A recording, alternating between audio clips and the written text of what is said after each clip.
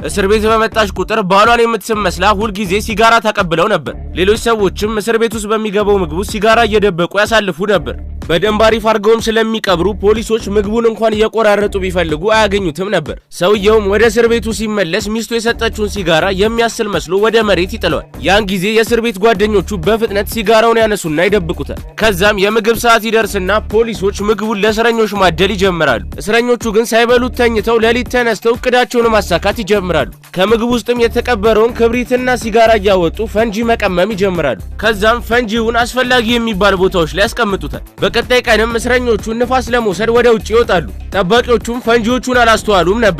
በሚገርም ሁኔታም ሌቦቹ አንዳንዱን ፈንጂ ሽንጥ ቤት ውስጥ ሁሉ ቀብረውት ነበር። ከዛም ንፋስ በመውሰድ ላይ ያሉ እቅዳቸውን ለማከናወን መዘጋጀት ይጀምራሉ። አንደኛውም ጠባቂ ሽንት ቤት እንደገባ ሽንት ቤት ውስጥ ያለው ፈንጂ ፈነዳና ይገለዋል። ያን ጊዜ እስረኞቹ ጠባቂዎቹን ማጥቃት ይጀምራሉ። በቁጥርም ብዙ ስለነበሩ ፈንጂውን እየተጠቀሙ ብዙ ጠባቂዎችን ደብድበው ይገላሉ። ከዛም የእስር ቤቱን በር በፈንጂ በማፈንዳት በቀላሉ ከቦታው ተያይዘው ያመልጣሉ።